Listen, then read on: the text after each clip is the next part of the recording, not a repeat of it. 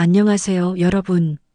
가난한 집안에서 시집온 며느리가 3년간 당한 끔찍한 괴롭힘, 그리고 그녀가 준비한 소름 돋는 복수 이야기인데요.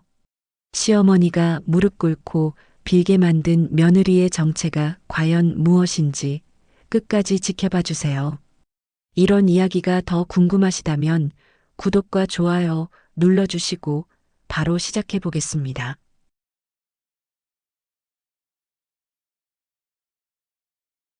빨간 봉투에 든 결혼식 초대장이 바닥에 흩어져 있었다.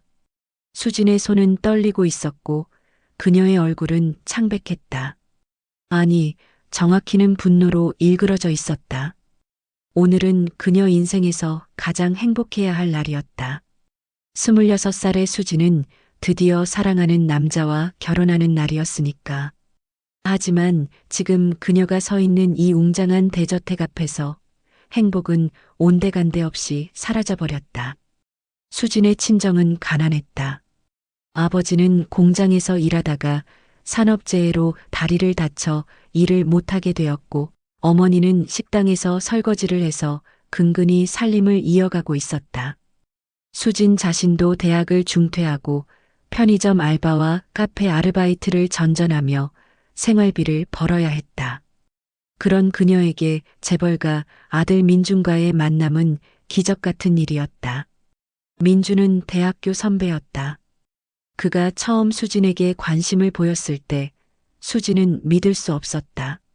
잘생기고 돈 많고 성격까지 좋은 남자가 자신 같은 가난한 여자에게 진심으로 대해줄 리 없다고 생각했으니까.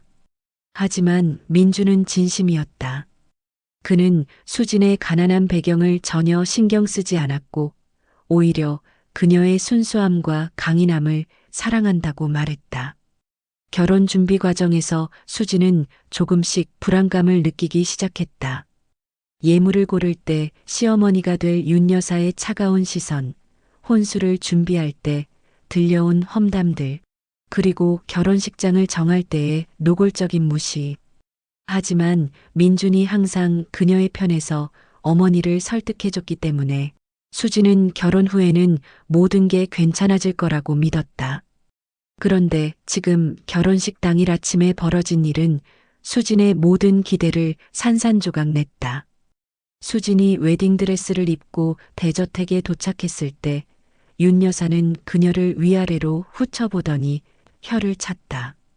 그리고 주변 친척들에게 속삭였다. 이게 우리 집 며느리래요. 드레스도 렌탈이고 화장도 동네 미용실에서 했나 봐요. 창피해서 어쩌죠. 친척들의 킬킬거리는 웃음소리가 수진의 귀를 때렸다. 더 충격적인 건 민준이 그 자리에 있으면서도 아무 말도 하지 않았다는 것이었다. 아니, 오히려 그도 어머니의 눈치를 보며 고개를 숙이고 있었다. 수진의 친정 가족들이 도착했을 때는 상황이 더욱 악화됐다. 아버지는 휠체어를 탄 채로 왔고 어머니는 평생 입어본 것 중 가장 좋은 옷이라며 자랑했던 정장을 입고 있었다. 하지만 그 모든 게 이곳에서는 초라해 보였다. 윤 여사는 수진의 부모님께 인사를 받으면서도 얼굴을 찡그렸다. 그리고 신랑 측 친척들은 대놓고 수진의 가족을 피해서 앉았다. 누군가는 저런 사람들과 우리가 사돈이 된다니라고 말하는 것도 들렸다. 결혼식이 진행되는 동안 수진의 마음은 점점 무너져갔다. 신랑 측에서는 화려한 축하와 화환이 가득했지만 신부 측에서는 수진의 편의점 동료들이 보낸 작은 화분 몇 개가 전부였다. 축의금을 받는 자리에서도 신랑 측은 두툼한 봉투들이 쌓여갔지만 신부 측은 민망할 정도로 적었다. 그리고 그 순간이 왔다. 윤 여사가 수진의 어머니에게 다가가서 말했다.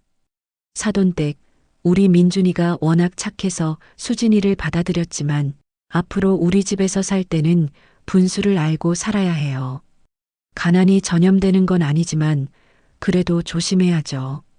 수진의 어머니는 그 말을 듣고 얼굴이 새하얗게 변했다. 그리고 수진을 바라보며 눈물을 흘렸다.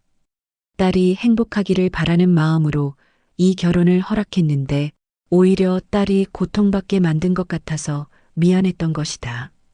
수지는 그 순간을 평생 잊을 수 없었다.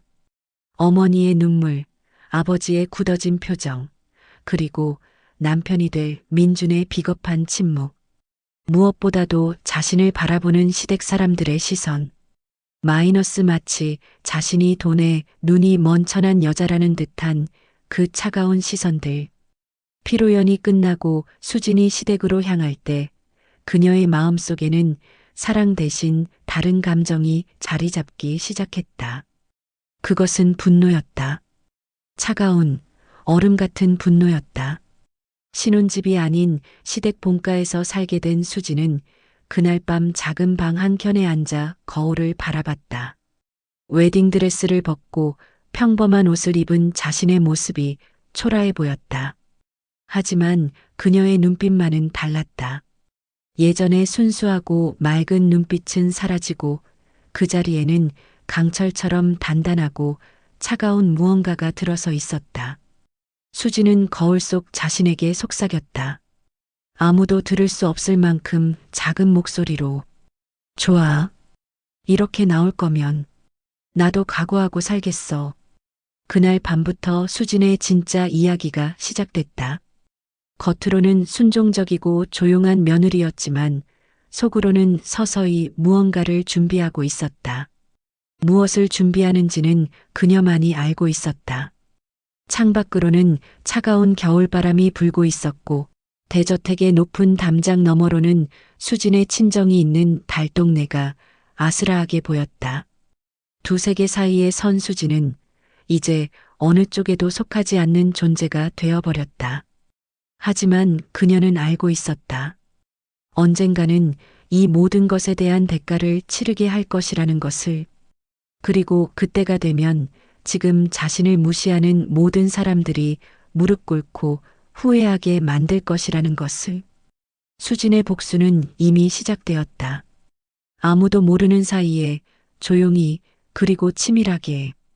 결혼한 지 한 달이 지났을 때 수진은 깨달았다. 결혼식 당일의 그 모욕은 시작에 불과했다는 것을. 새벽 5시 수진은 어김없이 눈을 떴다. 시어머니 윤 여사가 정해놓은 규칙이었다. 며느리는 시어머니보다 먼저 일어나야 한다는 조선시대에나 있을 법한 그 악습을 수진은 묵묵히 따르고 있었다.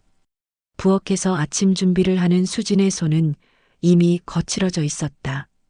예전에는 책을 넘기고 카페에서 커피를 내리던 섬세한 손이었는데 이제는 매일 설거지와 청소로 상처투성이가 되어버렸다.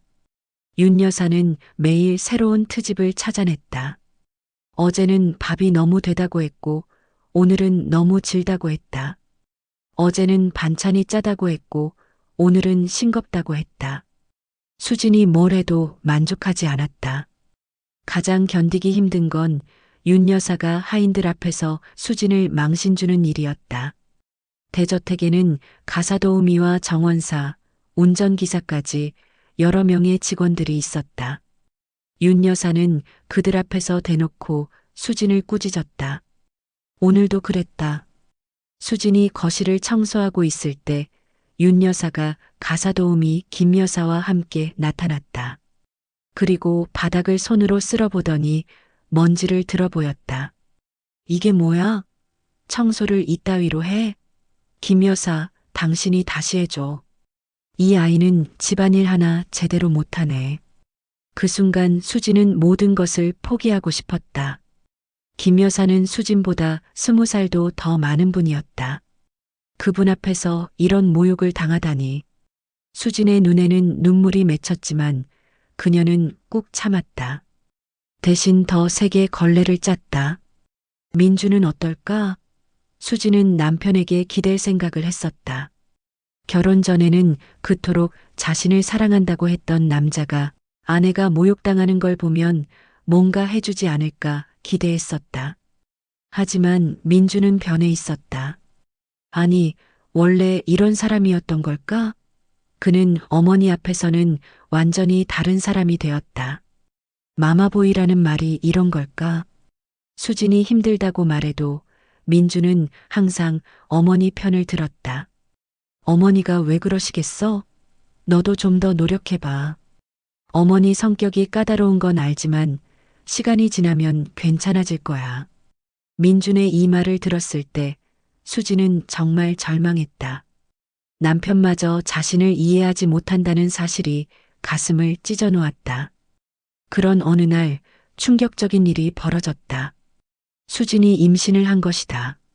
처음에는 기뻤다. 아이가 생기면 뭔가 달라질 것 같았으니까. 시어머니도 손자를 위해서라도 며느리를 좀 더 잘해주지 않을까 싶었다. 하지만 현실은 달랐다. 윤 여사는 손자에게는 관심을 보였지만 수진에 대한 태도는 전혀 바뀌지 않았다. 오히려 더 심해졌다. 임신 초기라 입덧이 심했던 수진은 아침에 구토를 하며 고생했다. 하지만 윤 여사는 그런 며느리를 보며 혀를 찼다. 임신했다고 이래도 되는 줄 알아? 예전 여자들은 애벤 채로도 농사일 다 했어. 너무 나약해. 심지어 수진이 병원에 검진을 받으러 갈 때도 윤 여사는 집안일을 다 하고 가라고 했다. 임신 5개월에 배가 불러올 때까지도 수진은 모든 집안일을 혼자 해야 했다. 그런데 정말 기가 막힌 일이 벌어졌다. 수진이 임신 7개월이 되던 날 친정 어머니가 문 안을 오셨다. 딸이 걱정되어서 한번 보러 온 것이었다. 윤 여사는 수진의 어머니를 보더니 노골적으로 불쾌한 표정을 지었다. 그리고는 믿을 수 없는 말을 했다. 사돈댁, 며느리 친정에서 자꾸 드나들면 시댁에서 싫어해요. 앞으로는 미리 연락하고 오시죠. 그리고 너무 자주 오지는 마세요. 수진의 어머니는 그 말을 듣고 얼굴이 빨갛게 달아올랐다. 하지만 딸을 위해 꾹 참으셨다. 그리고 수진에게 속삭였다. 수진아, 내가 행복하다면 엄마는 괜찮다. 시댁 눈치 보느라 고생이 많지만 그래도 좋은 집에 시집와서 다행이야. 그 순간 수진은 목이 메었다. 어머니는 딸이 고생하는 것도 모른 채 오히려 다행이라고 말씀하시는 것이었다. 차라리 진실을 말해드리고 싶었지만 어머니가 걱정하실까봐 차마 말할 수 없었다. 드디어 아이가 태어났다. 아들이었다. 윤 여사는 손자가 태어나자 그토록 기뻐했다. 하지만 수진에게는 여전히 차갑기만 했다. 출산 후 산후조리를 할 때도 윤 여사는 수진보다는 손자에게만 신경 썼다. 산후조리원에 보내는 대신 집에서 조리를 시켰다. 이유는 간단했다. 돈이 아까워서였다. 조리원이 뭐가 그리 좋다고 거기 가려고 해? 집에서 조리하는 게 더 좋아. 옛날 여자들은 다 집에서 했어. 수지는 갓 태어난 아이를 돌보면서도 집안일을 해야 했다. 몸은 아직 회복되지 않았는데 빨래와 청소, 심지어 요리까지 모두 해야 했다. 새벽에 아이가 울면 수진 혼자 일어나서 젖을 먹이고 기저귀를 갈았다. 민주는 회사 일이 바쁘다며 육아에는 거의 참여하지 않았다. 그렇게 1년이 지났다. 수진은 완전히 달라져 있었다. 결혼 전에 그 맑고 순수했던 모습은 온데간데 없었다. 대신 그 자리에는 차갑고 단단한 여자가 서 있었다. 하지만 가장 큰 변화는 따로 있었다. 수진이 몰래 돈을 모으기 시작한 것이었다. 처음에는 장보고 남은 돈을 조금씩 숨겨두기 시작했다. 그 다음에는 아이용품을 살 때 실제보다 비싸게 말하고 차액을 저금했다. 심지어 친정에서 주신 용돈도 아껴서 모았다. 왜 그랬을까? 수진 자신도 처음에는 확실히 알지 못했다. 그냥 막연한 불안감 때문이었을 수도 있고 아니면 본능적으로 무언가를 준비하고 있었던 것일 수도 있다. 밤늦게 아이가 잠든 후 수지는 작은 수첩에 가계부를 정리했다. 그리고 자신만의 통장에 조금씩 돈이 쌓여가는 것을 확인했다. 그 순간만큼은 수진의 얼굴에 미소가 스쳤다. 수진은 알고 있었다. 언젠가 이 돈이 필요한 순간이 올 것이라는 것을. 그리고 그때가 되면 지금까지의 모든 굴욕을 되돌려줄 기회가 생길 것이라는 것을. 창밖으로는 또다시 차가운 겨울바람이 불고 있었다. 하지만 수지는 더 이상 춥지 않았다. 그녀의 마음속에는 뜨거운 무언가가 타오르고 있었으니까. 복수는 기다리는 자의 것이다. 그리고 수지는 이제 완벽하게 준비된 상태였다. 수진이 결혼한 지 3년이 되던 해, 운명의 날이 왔다. 그날 아침도 평상시와 다름없었다.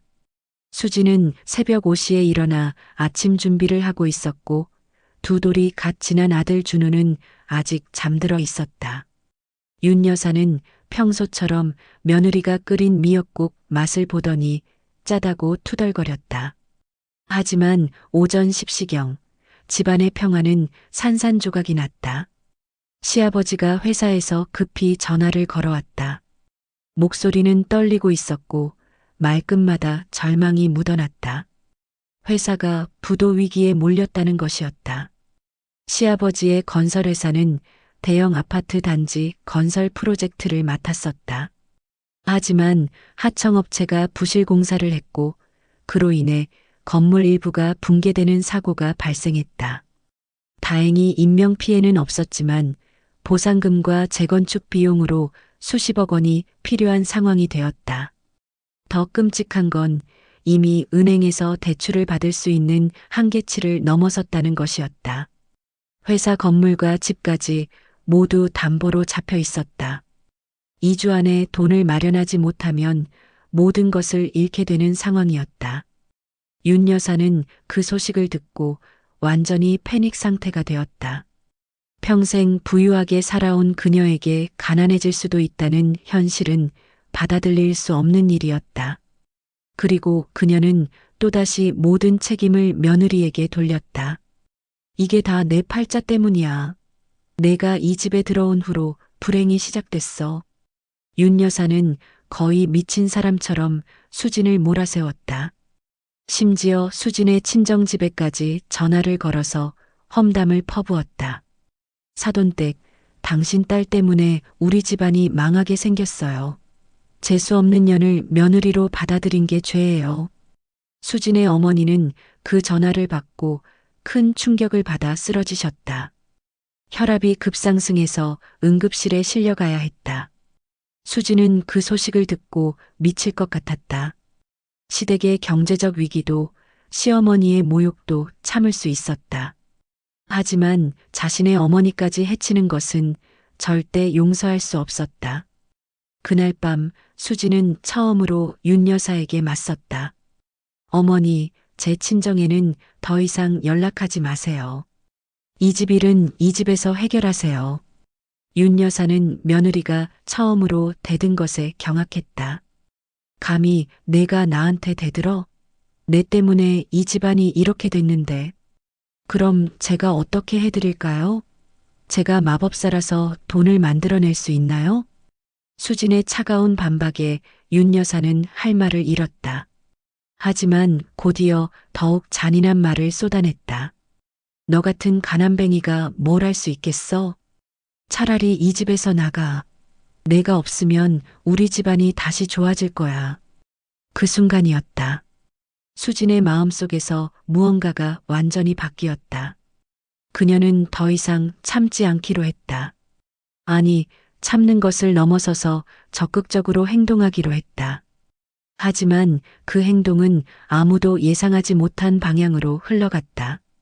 다음 날 아침 수진은 조용히 집을 나섰다. 아이는 윤 여사에게 맡기고 자신은 은행으로 향했다. 지난 3년간 몰래 모아온 돈이 있었다. 적금과 예금을 합쳐서 3천만 원 정도였다. 일반인에게는 큰 돈이지만 시댁의 위기를 해결하기에는 턱없이 부족한 액수였다. 하지만 수진에게는 다른 계획이 있었다. 그녀는 친정집으로 갔다.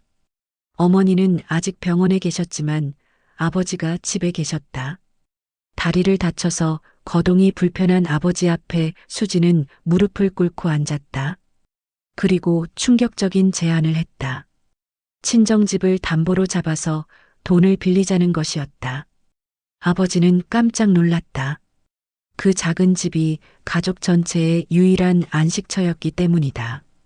수진아, 그럼 우리는 어떻게 살지? 아버지, 제가 다 책임질게요. 시댁 위기를 넘기고 나면 반드시 집을 되찾아 드릴게요. 수진의 눈빛은 광기에 가까웠다. 아버지는 딸의 그런 모습을 본 적이 없었다. 결국 아버지는 딸의 간청을 받아들였다. 친정집을 담보로 잡아서 2억 원을 대출받았다. 수진의 적금 3천만 원을 합쳐서 총 2억 3천만 원이 모였다. 하지만 그것도 시댁 빚을 갚기에는 부족했다. 최소 5억 원은 있어야 했다. 그때 수지는 더욱 극단적인 선택을 했다. 그녀는 자신의 신용으로 대출을 받기 시작했다. 제1금융권, 제2금융권, 심지어 사채까지. 온갖 방법을 동원해서 돈을 끌어모았다. 신용카드 현금 서비스, 카드론, 마이너스 통장까지 모든 것을 한계까지 사용했다. 이자가 얼마나 높은지, 나중에 어떻게 갚을 것인지는 생각하지 않았다. 오직 하나의 목적만 있었다. 2주가 지나기 전에 시댁의 위기를 해결하는 것. 수지는 밤낮으로 뛰어다녔다. 대출 상담을 받고 서류를 준비하고 온갖 금융기관의 문턱을 넘나들었다. 그 과정에서 그녀는 완전히 다른 사람이 되어갔다. 예전에 순수하고 나약했던 수지는 사라지고 그 자리에는 차갑고 계산적인 여자가 서 있었다. 목표를 위해서라면 무엇이든 할 수 있는 무서운 여자. 마침내 수지는 해냈다. 온갖 방법을 동원해서 총 7억 원을 마련한 것이었다. 자신의 적금, 친정집 담보대출, 그리고 자신 명의의 각종 대출금을 합친 금액이었다.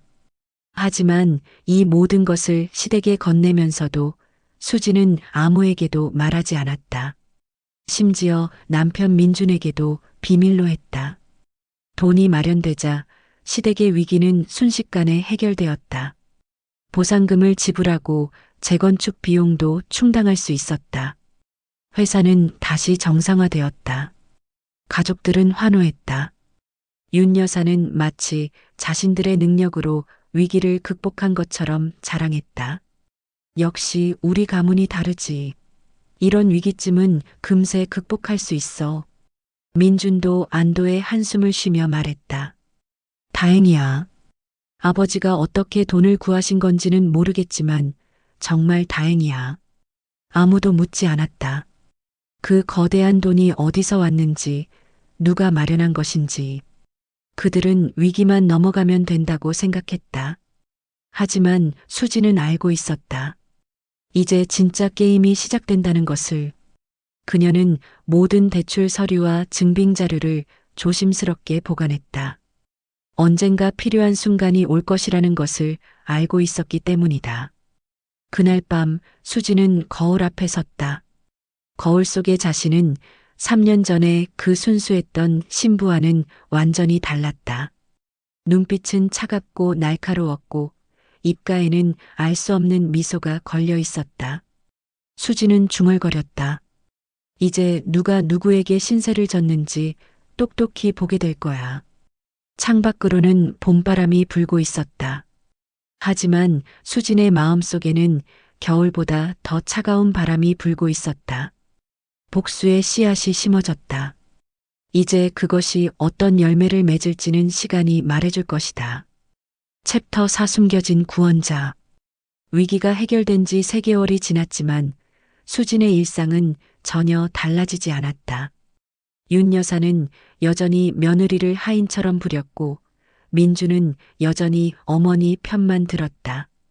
심지어 윤 여사는 위기가 해결된 후 더욱 오만해져서 수진을 괴롭혔다. 우리 가문이 얼마나 대단한 줄 아니?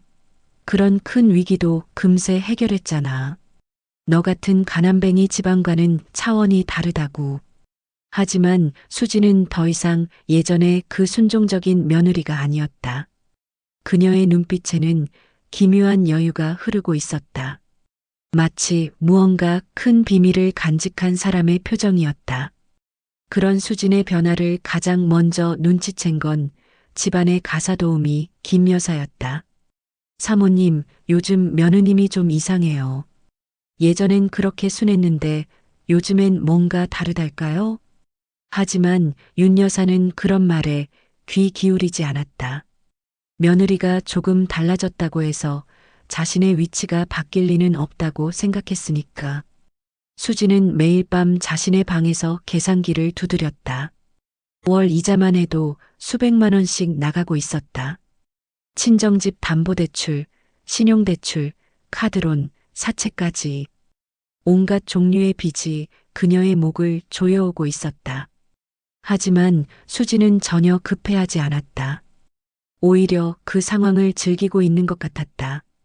마치 체스에서 상대방이 자신의 함정에 빠져들기를 기다리는 기수처럼. 그런 어느 날 운명의 순간이 왔다. 윤 여사가 은행에 볼 일이 있어서 나갔다가 우연히 수진의 통장 거래 내역을 보게 된 것이었다. 사실은 우연이 아니었다. 수진이 의도적으로 그 은행을 이용하게 만든 것이었다. 윤 여사는 화면에 표시된 숫자들을 보고 눈이 휘둥그레졌다. 적금 해지 3천만 원, 대출 실행 2억 원, 대출 실행 1억 5천만 원, 대출 실행 8천만 원, 카드론 실행 5천만 원. 날짜를 확인해 보니 모두 3개월 전, 바로 시댁 위기가 해결되기 직전이었다. 윤 여사의 손이 덜덜 떨렸다. 설마 하는 마음에 더 자세히 확인해 보니 수진 명의로 된 모든 대출금이 시댁 계좌로 입금되어 있었다. 그 순간 윤 여사는 깨달았다. 자신들을 구해준 그 거대한 돈이 다름 아닌 며느리가 마련한 것이라는 사실을. 은행에서 집으로 돌아오는 길에 윤 여사의 머릿속은 복잡했다.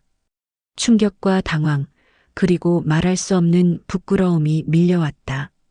집에 도착한 윤 여사는 수진을 불렀다. 하지만 이번에는 평소처럼 명령조가 아니었다. 목소리가 떨리고 있었다. 수진아, 잠깐 이야기할 수 있을까? 수진은 평상시와 다른 시어머니의 태도를 보며 알 수 있었다. 드디어 진실이 발각된 것이다. 거실에 마주 앉은 두 여자. 윤 여사는 한동안 말을 꺼내지 못했다. 그리고 마침내 떨리는 목소리로 물었다. 그 돈, 내가 마련한 거니? 수지는 담담하게 고개를 끄덕였다. 마치 이 순간을 오랫동안 기다려왔다는 듯이. 네, 맞아요.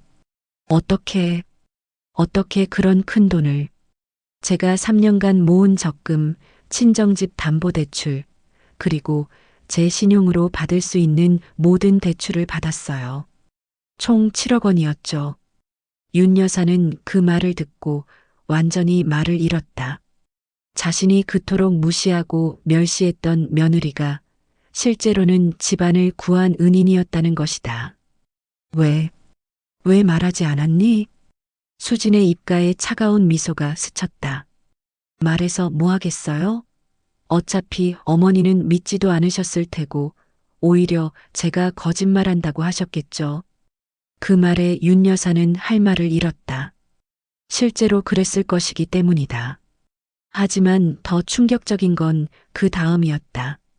그런데 어머니, 이제 진짜 중요한 이야기를 해야겠어요. 수진의 목소리는 평온했지만 그 안에는 강철 같은 냉정함이 숨어 있었다. 제가 받은 대출들의 이자가 월 800만 원이에요. 3개월간 이미 2,400만 원의 이자가 나갔고 앞으로도 계속 나갈 거예요. 윤 여사의 얼굴이 창백해졌다. 그리고 친정집도 경매에 넘어갈 위기예요. 제가 담보로 잡은 돈을 못 갚으면 부모님이 거리로 나앉게 되거든요. 그럼 어떻게요? 당연히 어머니가 해결해 주셔야죠. 수진의 말에 윤 여사는 당황했다. 내가 왜 내가? 어머니, 그 7억 원으로 시댁이 살아난 거잖아요. 당연히 시댁에서 책임져야 하는 거 아닌가요? 윤 여사는 그제야 상황을 이해했다. 며느리가 자신들을 구해주긴 했지만 그 대가는 고스란히 며느리가 떠안고 있었던 것이다. 하지만 우리도 지금 여유가 없으세요? 수진의 목소리가 차가워졌다.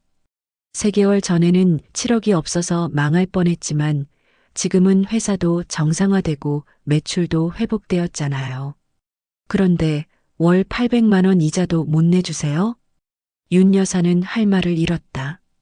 사실 회사는 완전히 회복되었고 예전보다도 더 잘 되고 있었다. 하지만 그동안 며느리의 희생에 대해서는 전혀 생각하지 않았던 것이다. 그때 수진이 가장 치명적인 말을 했다. 어머니, 제가 지금까지 3년간 어떤 대우를 받았는지 기억하세요? 그리고 3개월 전에는 모든 책임을 제 탓으로 돌리셨죠? 윤 여사의 얼굴이 점점 붉어졌다. 부끄러움과 죄책감이 밀려왔다. 저한테 재수 없다고 하시고 애군이라고 하시고 심지어 제 친정 어머니한테까지 전화해서 험담하셨죠. 그래서 어머니가 응급실에 실려가셨어요.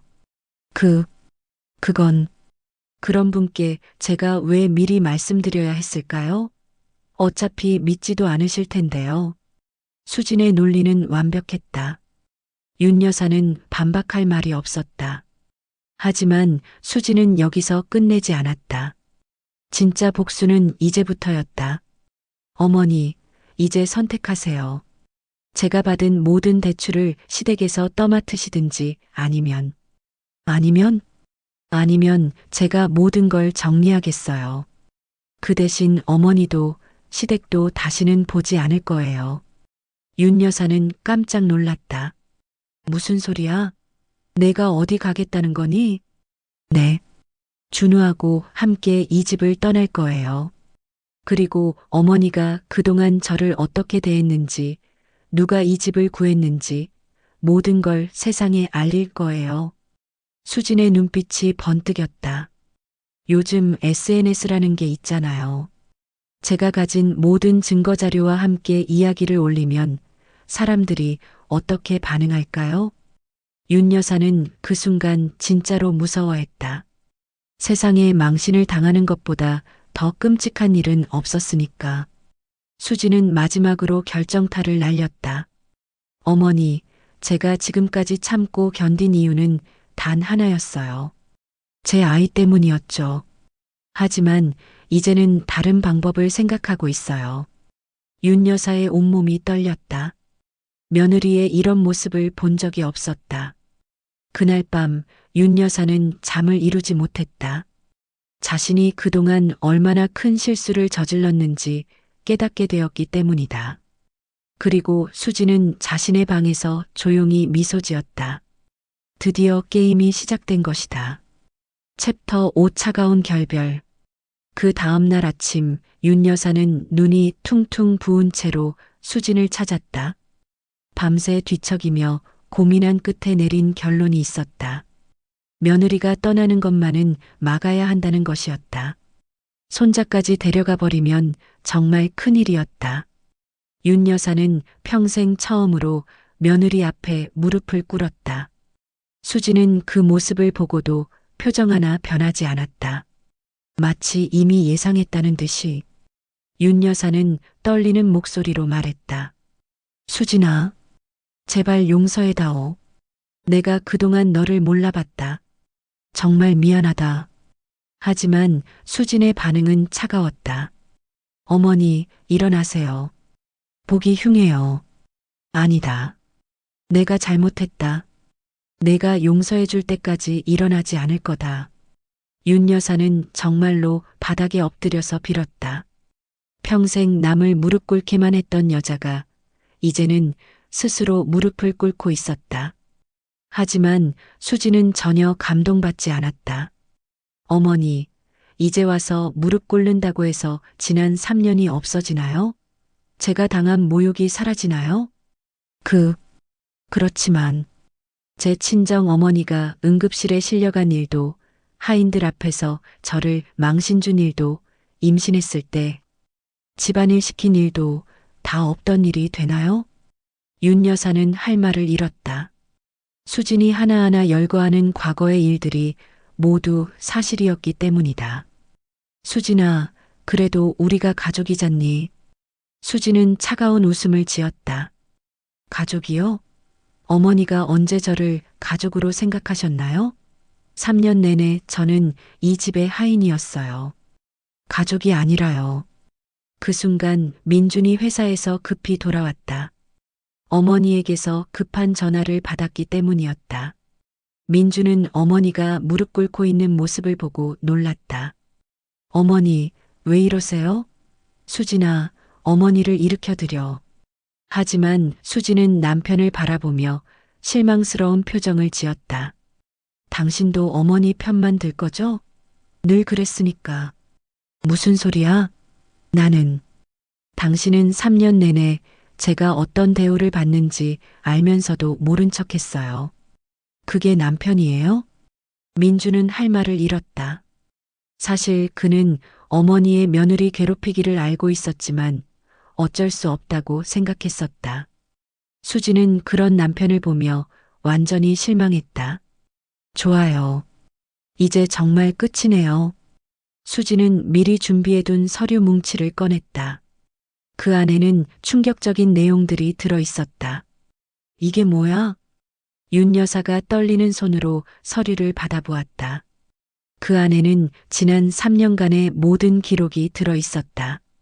수진이 받은 모욕의 기록, 녹음 파일, 사진들, 그리고 가장 중요한 것은 7억 원 대출의 모든 증빙 서류였다. 이 모든 걸 인터넷에 공개할 거예요. 며느리를 괴롭히다가 은인인 줄도 모르고 망신당한 시어머니 이야기로요. 윤 여사와 민준의 얼굴이 창백해졌다. 그러면 우리가 망신당하죠. 당연히요. 수진의 목소리는 얼음장같이 차가웠다. 하지만 아직 기회를 드릴게요. 제가 받은 모든 대출을 시댁에서 떠맡으세요. 그러면 조용히 정리하고 갈게요. 윤 여사는 당황했다. 7억 원이라는 건 쉽게 결정할 수 있는 금액이 아니었다. 시간이 좀 필요해. 시간요? 3년 동안 저한테 시간을 주셨나요? 수지는 냉정하게 말했다. 오늘 오후 6시까지 결정하세요. 그때까지 답이 없으면 저는 제 방식대로 처리할 거예요. 그 순간 더욱 충격적인 일이 벌어졌다. 수진이 또 다른 서류를 꺼낸 것이었다. 그리고 이것도 보세요. 그것은 친정집 담보대출 관련 서류였는데 거기에는 놀라운 사실이 숨어 있었다. 제가 친정집을 담보로 잡을 때 실제로는 2억이 아니라 5억까지 대출이 가능했어요. 하지만 저는 2억만 받았죠. 윤 여사와 민주는 그 말의 의미를 이해하지 못했다. 무슨 뜻이야? 즉, 제가 원하면 언제든지 3억을 더 빌릴 수 있다는 뜻이에요. 그 돈으로 변호사를 고용하고 이 모든 일을 세상에 알릴 수도 있고요. 윤 여사는 그제야 며느리가 얼마나 치밀하게 준비했는지 깨달았다. 수지는 처음부터 모든 것을 계획하고 있었던 것이다. 시댁을 구해주는 것도 그 대가를 요구하는 것도 모든 게 계획된 일이었다. 너 지금까지. 네. 저는 3년 전부터 이 순간을 준비했어요. 어머니가 언젠가는 제게 무릎 꿇는 날이 올 거라고 믿었거든요. 수진의 눈빛에는 차가운 만족감이 서려 있었다. 그리고 오늘 그날이 왔네요. 윤 여사는 완전히 무너졌다. 자신이 3년 내내 무시하고 괴롭혔던 며느리가 사실은 자신보다 몇 수 위의 여자였다는 것을 깨달았기 때문이다. 오후 6시가 되었다. 가족회의를 통해 내린 결론은 항복이었다. 수진의 모든 대출을 시댁에서 떠맡기로 한 것이다. 하지만 수진의 대답은 더욱 충격적이었다. 이제 와서 떠맡겠다고요? 늦었어요. 무슨 소리야? 내가 원하는 대로 해주겠다는 건데. 어머니, 저는 이미 마음을 정했어요. 이 집을 떠날 거예요. 수지는 이미 짐을 다 싸두었다. 아이의 것까지 모두. 하지만 그 대신 제가 받은 대출은 시댁에서 떠맡으셔야 해요. 그게 당연한 거잖아요. 시댁을 구한 돈이니까요. 윤 여사는 울부짖었다. 그럼 너는 뭘 얻는다는 거니? 돈도 없고 집도 없는데. 수지는 차가운 미소를 지었다. 자유요. 그리고 존엄성이요. 수지는 아이의 손을 잡고 집을 나섰다. 마지막으로 돌아보며 말했다. 어머니, 사람을 함부로 대하면 안 된다는 걸 이제라도 배우셨길 바라요. 문이 쾅 하고 닫혔다. 윤 여사는 바닥에 주저앉아 울었다. 하지만 이미 늦었다. 수지는 정말로 떠났고 손자까지 데려갔다. 그리고 7억 원의 빚은 고스란히 시댁 몫이 되었다. 가장 아이러니한 것은 수진이 떠난 후에야 윤 여사가 며느리의 진짜 가치를 깨달았다는 것이었다. 하지만 깨달음이 항상 용서를 부르는 것은 아니다. 때로는 차가운 복수만이 남을 뿐이다. 수진의 복수는 완벽했다. 그리고 그녀는 이제 자유였다. 여러분, 어떠셨나요? 수진의 복수가 정말 속 시원하지 않았나요? 3년간 참고 참다가 한 방에 뒤집어 버린 그 반전이 정말 대단했죠. 여러분이라면 수진의 선택에 어떻게 생각하시나요? 댓글로 의견 남겨주세요. 그리고 이런 막장 복수 이야기가 더 보고 싶으시다면 구독 버튼과 알림 설정 꼭 눌러주시고요. 다음에도 더 충격적인 이야기로 찾아뵙겠습니다. 오늘도 시청해주셔서 감사합니다. 안녕히 계세요.